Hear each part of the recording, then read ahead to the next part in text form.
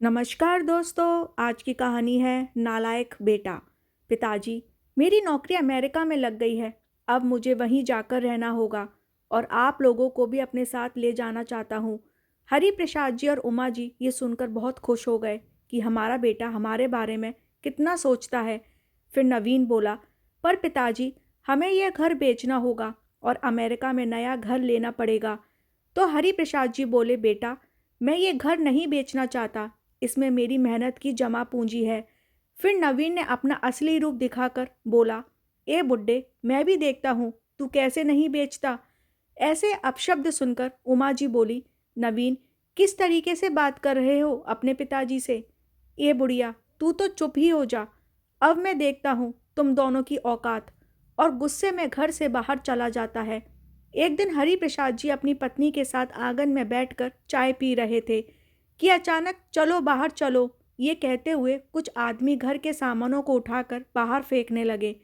हरि प्रसाद जी और उमा जी उन आदमियों के पांव पकड़कर रोने लगे और उनको इस तरीके से बेघर ना करने के लिए गिड़गिड़ा रहे थे। बेटा, हमारी उम्र तो देखो, हम ठीक से खड़े भी नहीं हो पाते। ऐसे में हम कहाँ जाएंगे? हम पर रहम करो। हरि प्रसाद जी ने कहा, बुड्ढे, तुम लोगों को पहले ही काफ़ी मोहलत दे चुका हूँ, पर अब और नहीं दे सकता। तेरे बेटे ने पूरे 40 लाख में इस घर को मुझे बेचा है और फिर तुमको अकेला छोड़कर रफू चक्कर हो गया। इसमें मेरा क्या दोष है? उस आदमी ने कहा, बेटा, हमारे बेटे ने हमें धोखा दिया है। हमसे धोखे से दस्तखत करवाकर इस घर को बेच दिया। हमारा तो कोई और ठिकाना भी नहीं है। हम कहाँ जाएंगे? उमा जी ने कहा, तुम लोग कहाँ जाओगे? इसका ठेका मैंने नहीं लिया है। मैंने कोई वृद्ध आश्रम नहीं खोल रखा है। पिछले महीने ही तुम लोगों को निकाल रहा था, पर तब भी तुम लोगों का रोना धोना देखकर पिघल गया और 1 महीने की मोहलत दे दी। अब और नहीं। इस घर को मुझे भाई भाड़े पर चढ़ाना है। आखिर मेरा भी धंधा है। घोड़ा अगर घास से दोस्ती करेगा तो खाएगा क्या? उस आदमी ने कहा। फिर वो आदमी उनसे कहता है, सुनो, तुम लोगों का रहने का इंतजाम मैं करवा सकता हूँ। यहाँ पास में ही एक वृद्ध आश्रम है। तुम लोग चाहे तो मैं तुम लोगों का रहने का इंतजाम वहाँ करवा सकता हूँ। हाँ बेटा, अगर ऐसा करवा सकते हो तो बड़ी मेहरबानी होगी, हरि प्रसाद जी ने कहा। फिर वो दोनों उस वृद्ध आश्रम में रहने चले जाते हैं। उन्हें बड़ा आश्चर्य हुआ ये देखकर कि वहाँ जितने भी बुजुर्ग हैं सभी अपना घर होते हुए भी यहाँ रहते हैं। किसी के बच्चों ने उन्हें यहाँ खुद छोड़ दिया है या फिर कोई बच्चे से परेशान होकर यहाँ खुद आ गया है। उन दोनों को वहाँ रहते कुछ ही समय हुआ था कि उन्हें पता चला इस वृद्ध आश्रम को खाली कराया जा रहा है, क्योंकि अब उसका खर्चा उठाने वाला कोई नहीं। सारे बुजुर्ग बैठे उदास होकर सोच रहे थे कि अब वह कहाँ जाएंगे। क्या समाज में हम इतने बेकार हैं कि हमारा रहने का कोई ठिकाना ही नहीं, बस दर दर भटकते जा रहे हैं। हरि प्रसाद जी तो सोच रहे थे कि चलो, अब हम अपना बुढ़ापा यही इस वृद्ध आश्रम में गुजार देंगे, क्योंकि उनके बेटे ने तो धोखे से उनका सब कुछ हथिया लिया और न जाने कहाँ गायब हो गया। अब तो यहाँ से भी निकाला जा रहा है। अब हम और कहाँ जाएंगे? वृद्ध आश्रम के सभी बुजुर्गों को अलग अलग वृद्ध आश्रम में भेजा जा रहा था, तो हरि प्रसाद जी और उमा जी को भी एक अलग किसी दूर के शहर के वृद्ध आश्रम में भेजा गया। जब उन बुजुर्गों को ले जाया जा रहा था, मानो ऐसा लग रहा था जैसे बेचारे कोई अनचाहे गाय भैंस हैं। जब उनकी उम्र हो गई और उनकी ज़रूरत ख़त्म हो गई, तो उन्हें एक हाथ से दूसरे हाथ दे दिया जा रहा है। हरि प्रसाद जी इस स्थिति में अपने आंसू पोंछते हुए कह रहे थे, उमा, क्या ये देखने के लिए मैंने एक एक पैसा जोड़कर अपना घर बनाया था? मैंने सोचा था कि एक छोटा सा घर बनाऊंगा जिसमें मेरे बच्चे और मैं चैन से रह पाएंगे, पर तब कहाँ पता था कि घर बनाने के बावजूद यूं दर दर भटकना पड़ेगा।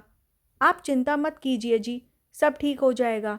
उमा जी भी अपने आंसू पोंछते हुए कहती हैं। फिर उनको किसी अलग शहर के वृद्ध आश्रम में भेज दिया जाता है। इतने दिनों तक पिछले वृद्ध आश्रम में रहते हुए वहाँ के लोगों से काफ़ी लगाव आपस में हो गया था। फिर नई जगह, नए लोग, दोनों को काफ़ी अकेलापन महसूस होने लगा। एक दिन उस वृद्ध आश्रम में जो नए आए थे, उन सबको बताया जा रहा था कि यहाँ बीच बीच में सबको काम करने ले जाया जाता है। कुछ बड़े लोगों के घर में जब कोई बड़ा अनुष्ठान होता है, घर के कामों में मदद के लिए आप लोगों को ले जाया जाता है। इससे वो इस वृद्धाश्रम के आर्थिक खर्चों की मदद करते हैं, जिससे ये आश्रम अच्छे से चल पाए। हरि प्रसाद जी और उमा जी तो ये बात सुनकर हैरान थे। क्या ऐसा भी होता है? हम बूढ़ों को भी काम में लगाया जा सकता है, और ये बड़े लोग हमें क्यों ले जाते हैं काम के लिए, जबकि वे चाहे तो अच्छे जवान तंदुरुस्त इंसान को काम पर लगा सकते हैं, क्योंकि जब वो पैसे देंगे ही तो किसी अच्छे को ही देंगे ना। हरि प्रसाद जी ने कहा, पता नहीं जी, मुझे तो आपकी फिक्र हो रही है। मैं तो फिर भी कर ही लूँगी। उमा जी चिंता जताते हुए कहती हैं। चलो अब देखा ही जाएगा क्या काम देते हैं, हरि प्रसाद जी ने कहा। उसके बाद वो वहाँ के बुजुर्ग से पूछते हैं, क्यों भाई, देखकर तो तुम मेरे हम उम्र के लगते हो और तुम यहाँ पुराने भी हो। तुम तो बता ही सकते हो हमें कौन सा काम दिया जाता है। वो आदमी एक हल्की सी मुस्कान के साथ कहता है, नए आए हैं, सब्र कीजिए, सब पता चल जाएगा। बस एक ही बात कहना चाहूँगा, इस दुनिया में कुछ भी मुफ्त में नहीं मिलता। जब हमारे बच्चों ने हमें नहीं बख्शा तो गैरों से क्या उम्मीद करना। कम से कम ये हमें रहने के लिए छत तो दे रहे हैं। ये कहकर वह बुजुर्ग चला गया। हरि प्रसाद जी उस आदमी की बातों से हैरान हो गए और उनकी बातों का मतलब समझने की कोशिश करने लगे। उस दिन वहाँ के कुछ बुजुर्गों का चुनाव हुआ। एक दिन बड़े आदमी के यहाँ पार्टी में काम करने के लिए जाना था। बस क्या था, हरि प्रसाद जी और उमा जी का भी काम के लिए चुनाव हुआ। जिन बुजुर्गों का चुनाव हुआ उन सभी को शाम को ले जाया जा रहा था। सभी एक बड़े बंगले के अंदर गए। फिर वृद्ध आश्रम के अध्यक्ष ने सबको काम देना शुरू कर दिया। जहाँ उमा जी को रसोई में मदद के लिए कहा गया, वहीं हरि प्रसाद जी को घर के सारे बाथरूम की सफाई करने को कहा गया। ये सारे काम सुनकर तो वो हैरान ही हो गई। फिर हरि प्रसाद जी ने कहा, मैं ये काम नहीं करूँगा। अच्छा कोई बात नहीं, फिर आप लोग अपना ठिकाना कहीं और देख लीजिए, क्योंकि मुफ्त में कब तक कोई आपको रोटी देगा। आपके बच्चे ने जब आप लोगों को मुफ्त में रखने से मना कर दिया, फिर हम तो गैर हैं। उस वृद्ध आश्रम के अध्यक्ष ने कहा, नहीं नहीं, वो दरअसल उनकी तबीयत ठीक नहीं है, इसलिए ये काम को मना कर रहे हैं। आप इन्हें कोई आसान सा काम दे दीजिए। उमा जी ने कहा, ठीक है, फिर आप घर के लोगों को चाय पानी दे देना, उस अध्यक्ष ने कहा और वहाँ से चला गया। उमा, ये तुम क्या कह रही हो? हम ये सब कैसे करेंगे? हरि प्रसाद जी ने कहा, तो फिर क्या हम सड़क पर रहेंगे? हमारे पास और कोई रास्ता बचा है क्या? वो तो इनका भला हो, कम से कम हमें रख तो रहे हैं। उमा जी ने कहा, रख क्या रहे हैं उमा?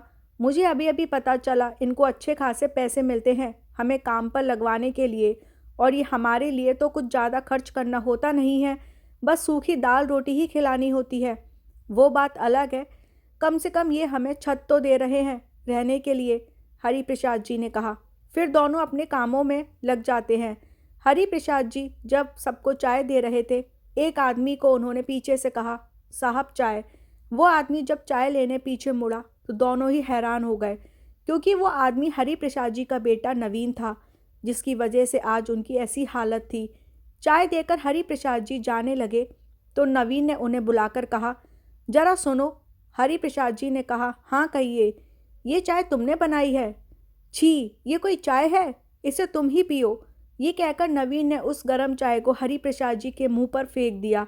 हरि प्रसाद जी गर्म चाय होने की वजह से तिलमिला जाते हैं और रोते रोते कहते हैं, मैंने ये चाय नहीं बनाई, मैं तो बस दे रहा था। ठीक है, जाओ यहाँ से, नवीन ने कहा। हरि प्रसाद जी जाकर एक कोने में बैठकर आंसू को छुपाने की कोशिश करने लगते हैं। तभी वहाँ उमा जी आ जाती हैं और वो हरि प्रसाद जी से उनकी परेशानी का कारण पूछती हैं। हरि प्रसाद जी उन्हें सब कुछ बता देते हैं। इस पर उमा जी को काफ़ी गुस्सा आ जाता है। वो तुरंत उठकर वहाँ से नवीन के पास जाने लगती हैं, तो हरि प्रसाद जी उन्हें रोक कर पूछते हैं, तुम कहाँ जा रही हो? उस नालायक को चाटा मारने। इतना सब करके भी उसे चैन नहीं मिला, अपने पिता पर चाय फेंकता है। उमा जी ने कहा, उसके आज के हरकत के बाद तुम्हें भी अंदाजा हो गया होगा कि वो कितना नीचे गिर चुका है।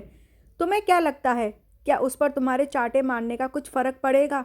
नहीं, उल्टा वो हमारे लिए मुसीबत खड़ी कर देगा, हरि प्रसाद जी ने कहा। तो क्या उसे ऐसे ही छोड़ देंगे? कब से उसे ढूंढ रहे थे ताकि उसने ऐसा क्यों किया ये जान सके, और अब जब वह हमारे सामने है उसे ऐसे ही जाने दें? उमा जी ने कहा, नहीं, मैं ऐसा नहीं कह रहा हूँ, मैं तो कह रहा हूँ इसको इसकी भाषा में ही जवाब देने की ज़रूरत है, हरि प्रसाद जी ने कहा। मतलब क्या करने वाले हैं आप? उमा जी ने पूछा। उमा, आजकल के बच्चों को लगता है कि वो कुछ भी करेंगे और माता पिता उसे सहते रहेंगे, पर वो गलत है। अगर वो पैसों के लिए इतने नीचे गिर सकता है तो मैं भी उसका बाप हूँ। नवीन खड़ा था। ए बुड्ढे, जरा इधर आना, सिर्फ चाय ही देगा, जा कुछ खाने को लेकर आ, नवीन ने कहा। हरि प्रसाद जी जाते हैं और उसके लिए मिठाई लेकर आते हैं। मिठाई खाकर नवीन अपना हाथ हरि प्रसाद जी के कमीज से पोंछ देता है और कहता है, जरा मेरा जूता साफ कर दो, बड़े गंदे हो गए हैं।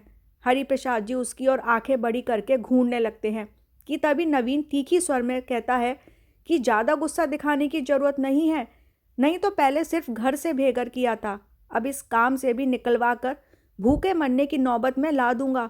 पता है आज मेरी शादी है, ये जो आप तमाशा देख रहे हो ना, वो मेरे लिए ही है। इस घर की बेटी से शादी करने जा रहा हूँ। जैसा कहता हूँ वैसा करो। जो तू पैदा हो गया है, आखिर हमारी कौन सी गलती की सज़ा दे रहा है हमें? हरि प्रसाद जी ने कहा। यदि याद है गलती, जब मैं जुए में पैसे हार गया था, गुंडे मेरे पीछे पड़े थे, तब आपसे मैंने पैसे मांगे थे। आपने क्या कहा था? उल्टा पुलिस से मुझे पकड़वाने की धमकी देने लगे, इसलिए उसका बदला लिया मैंने, नवीन ने कहा। बेटा, अपने माता पिता को सड़क पर मरता छोड़ अपनी नई जिंदगी बसाने चला है।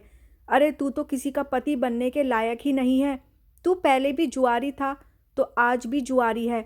मैं पूरे यकीन के साथ कह सकता हूँ तू ये शादी भी पैसों के लिए ही कर रहा है, क्योंकि जितना मैं तुझे जानता हूँ, जिम्मेदारी तो तुझ में है ही नहीं, हरि प्रसाद जी ने कहा। मेरे लिए पैसा ही मेरी जिम्मेदारी है। अब मेरी शादी जहाँ हो रही है ना, उसके बारे में जानकर तो होश ही उड़ जाएंगे आप लोगों के।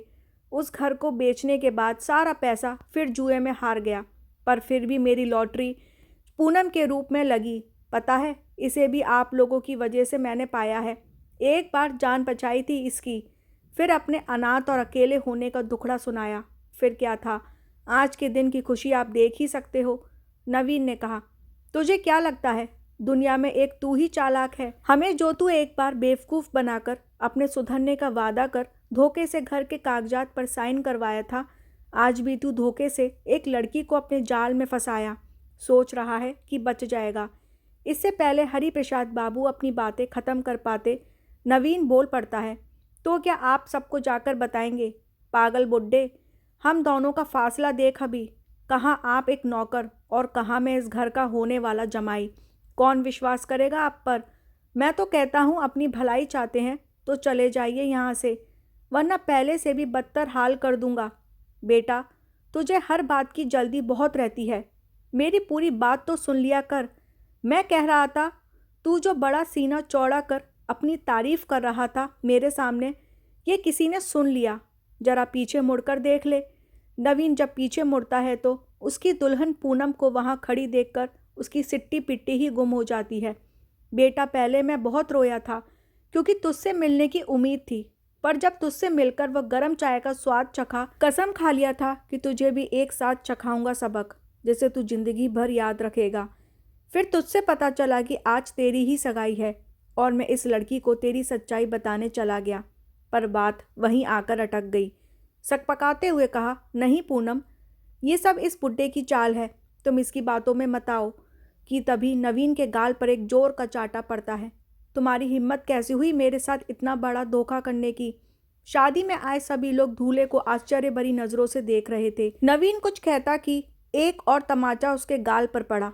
खबरदार, अगर अपनी गंदी जुबान से मेरा नाम भी लिया तो। अरे जो अपने माता पिता को धोखा दे सकता है, उसका क्या भरोसा कि कल को मुझे धोखा नहीं देगा। दुल्हन का ऐसा रौद्र रूप देखकर सभी लोग हैरानी से पूनम को देख रहे थे। उमा जी उसके सामने गुस्से में खड़ी होती हैं और कहती हैं, अपने माता पिता के बुढ़ापे के साथ खेलकर चैन नहीं मिला तुझे, अब इसको अपना शिकार बनाने चला है। देख दुनिया कितनी छोटी है, तेरा किया आज तुझी पर आकर पड़ा।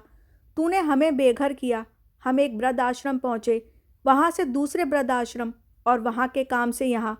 शायद तुझे सज़ा दिलाने हमारे हाथों में ही लिखी थी। पूनम बोली, आंटी आप चिंता मत कीजिए, इस अनाथ को अब इसके असली घर वाले मिलेंगे जेल में। नवीन गिड़गिड़ाता हुआ अपने माता पिता से माफ़ी मांगने लगता है, लेकिन उसके मम्मी पापा उसे आज माफ़ नहीं करते। फिर पुलिस जाकर फ्रॉड के इल्ज़ाम में नवीन को पकड़ ले जाती है। मंडप में मौजूद सभी लोग पूनम के लिए तालियां बजाने पर मजबूर हो जाते हैं और कहते हैं कि अगर ऐसे ही लड़कियां अपने लिए आगे बढ़कर कदम उठाने लगे तो ऐसे लोगों की कभी हिम्मत नहीं होगी कि वो लड़की के साथ कुछ भी गलत करें। पूनम को खुश रहने का आशीर्वाद देकर सभी लोग मंडप से लौट जाते हैं। उसके बाद हरि प्रसाद और उमा जी भी वहाँ से जाने लगते हैं कि तभी पूनम उन्हें रोक कर कहती है, आज आप लोगों की वजह से मेरी ज़िंदगी बर्बाद होने से बच गई, इसलिए आप लोगों के लिए मेरे पास कुछ है, आपका वो घर जिसको आपसे धोखे से ले लिया गया था।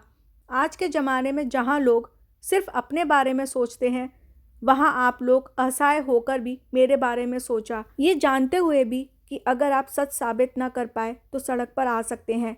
आपने ये जो काम उठाया, इसलिए इतना इनाम तो बनता है। अपने घर को फिर से वापस पाकर हरि प्रसाद जी और उमा जी के खुशी के आंसू बह रहे थे, जो शब्दों में बयान नहीं कर पाना मुश्किल था। फिर भी अपने कपकपाते होठों से हरि प्रसाद जी कहते हैं, बेटा सदा खुश रहो और आगे से किसी पर भी विश्वास करने से पहले हमारा हाल याद कर लेना। आज हरि प्रसाद जी और उमा जी ने अपने घर में खुशी खुशी रहते हैं और अपना गुजारा करने के लिए घर के ऊपरी हिस्से को किराए पर रख दिया। उन्हें हर हफ्ते एक आखिरी में किसी का बेसब्री से इंतज़ार होता है और वो है उनकी बेटी पूनम। हमेशा ही वहाँ आती, पूरा दिन वहीं बिताकर फिर शाम को लौट जाती। आज हरि प्रसाद जी और उमा जी अपने बेटे को बिल्कुल ही भूल चुके थे क्योंकि उन्हें एक बेटी मिल चुकी थी। तो दोस्तों, इस कहानी को लेकर आपकी क्या राय है, लाइक और कमेंट करके ज़रूर बताइएगा। चैनल को सब्सक्राइब जरूर कर लेना ताकि आने वाली सारी वीडियो की नोटिफिकेशन आपको मिल सके। आज के लिए आप सबको राधे राधे।